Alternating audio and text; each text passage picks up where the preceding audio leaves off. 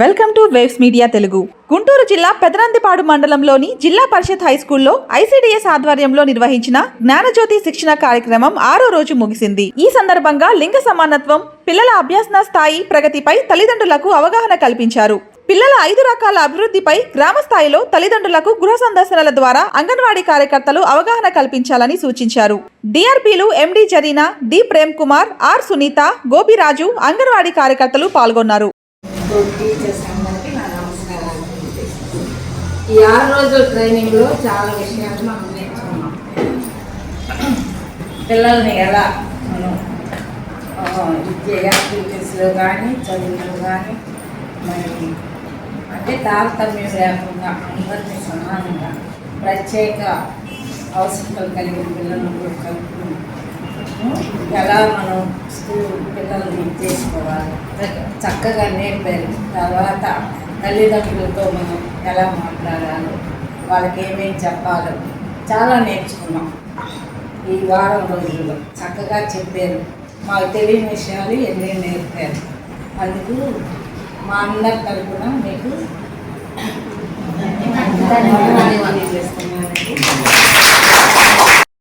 చేయవలసిన మరియు చేయకూడని విషయాలు మనం అంచనా వేసేటప్పుడు మనం చేయవలసినటువంటి డూస్ అండ్ డోంట్స్, ఏం చేయాలి ఏం చేయకూడదు అనే దాని గురించి అక్కడ కూడా 2 ప్రశ్నలు ఇచ్చాడు. మనకి పిల్లలను అంచనా వేసే సమయంలో టీచర్ ఎక్కడ కూర్చోవాలి, పిల్లలు ఎక్కడ కూర్చోవాలి. కానీ మీరు అంచనా మనం కూర్చున్న తర్వాత పిల్లల్ని ఎలా కూర్చోబెట్టుకోవాలి, సర్కిల్ కానీ లేదా సెమీ సర్కిల్ గా కానీ మనం కూర్చోబెట్టుకోవాలి. అలాగే ఇక్కడ టీచర్ ఏం చేయాలి మరి ఏం చేయకూడదు, ఏం చేయాలి చెప్పండి, మీకు తెలిసి చెప్పండి. నేను తర్వాత స్లైడ్ లో ఉంది ఏం చేయాలి ఏం చేయకూడదు.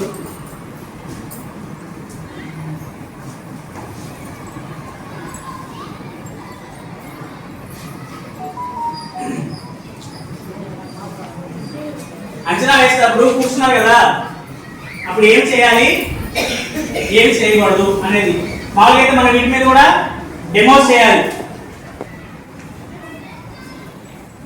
ప్రతి సమూహం జాబితా తయారు చేసేందుకు సిద్ధం కావాలని సమయం 10 నిమిషాలు. 10 నిమిషాలు సమయం ఇచ్చారు. నియమాలు అంచనా చేసే సమయంలో తీసుకోవలసినటువంటి జాగ్రత్తలు, అలాగే చేయవలసినవి ఏంటి మరియు చేయకూడనివి ఏంటి.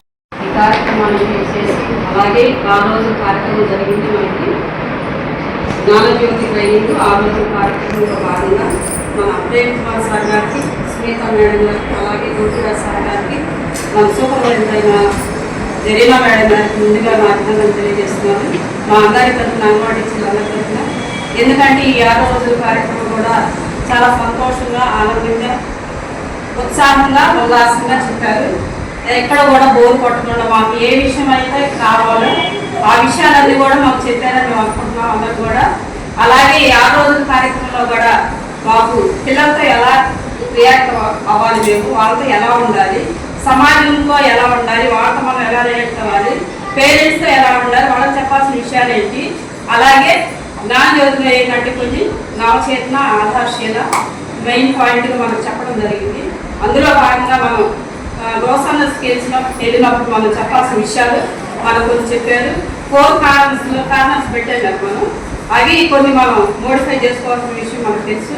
అవి కూడా మనం మోడిఫై చేసుకొని ఈ కార్యక్రమాలన్నీ కూడా ముందుకు తీసుకెళ్ళి మనం పిల్లల్ని కొంచెం స్ట్రెంత్ తగ్గుతుంది అంగన్వాడీ కేంద్రంలో అంటున్నారు కాబట్టి స్ట్రెంత్ పెంచుకోవడానికి ఇది ఉపయోగపడుతుందని నేను అనుకుంటున్నాను.